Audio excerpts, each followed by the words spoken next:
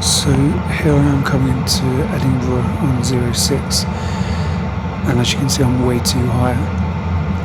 It's a nice sunny day, and so for this little demo I just wanted to show you, as you were high the other night on the sim show, and I think he kind of panicked and nosedived to try and make it, but so it's just a little technique. I'm not sure how much of a real world technique it is, but I think even into non-busy airports this is a legitimate thing that they sometimes have to do, where they'll just do a complete 360. And so with I'm already in a descent profile, as you can see, between 600 and 700 feet.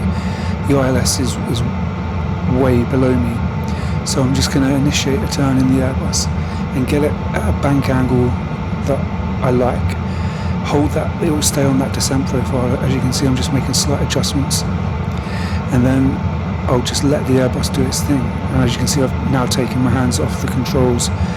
I'm going at 160 knots. The auto throttle is on, and so it will hold that speed, and it will pretty much just hold that bank angle.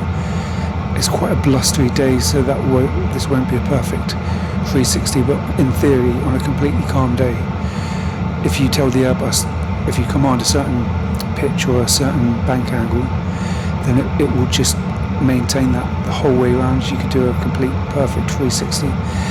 So this is just to demonstrate how you can get back on profile without kind of panicking, and then just doing a nice 360, allowing the Airbus to do the work for you. 2,500. So in a 737 you'll be having to modify the trim all the time, and holding that bank angle steady yourself with manual inputs, but the Airbus will just do it.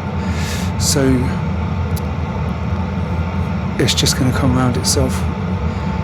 I'm holding it at 160 knots because it's blustery day, and if I were to go on my approach speed, when you fly downwind, that you could possibly get a stall or something. So I'm slightly quicker than I would be. My gear is not down at the moment, and I'm in config 3. So yeah, my flaps is set. Yeah, I think a lot of pilots, a lot of airlines do use config 3, so flaps free for noise abatement. You're using less, and also probably fuel saving as well. And you have to, there's a button that you need to press when you're in config 3. You can see that I've got it pressed, but I should have showed, I'm sure you probably know that. So it's not done a complete perfect 360, but as you can see, I'm in now a much better position. The purple diamond is coming. I can see the runway ahead of me. I'm still way too high. I've now put my gear down. I'm setting my thrust for 134 for the approach speed, and then gears down, and yeah, I'm still way too high. In fact, I'm probably close to am I close to 1,000? No. So I can still get stable, but in reality you'll probably be going around anyway in this situation. But as a sim pilot, then it's just the Airbus kind of helps you just to get back on track. And Edinburgh is looking really lovely. Often the prevailing wind takes you on the other runway, so this is one of the first times I think I've flown into 06. Got a nice railway bridge there.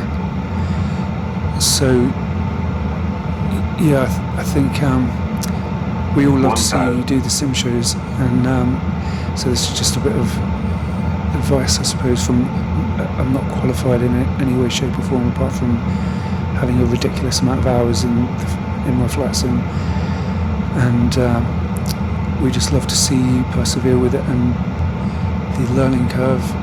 And yeah, you're doing really great. So let's see what kind of landing I can do on this one.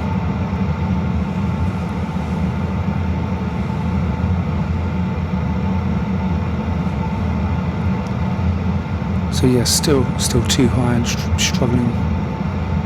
500. But for a sim pilot, I'm within it, I can easily get back. I'm in the 319 actually, so she is a little bit harder to to, well, she's quite slippery.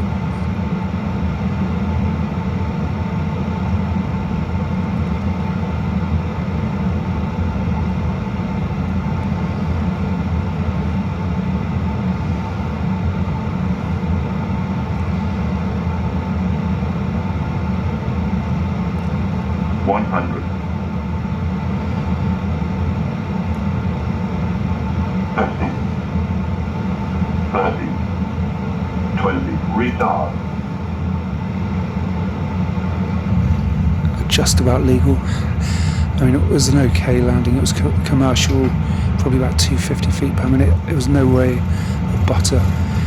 Butter's kind of like minus 100 feet per minute. And I forgot to arm the auto brakes, so I'm now slamming on manual brakes to make this exit. And that's about that.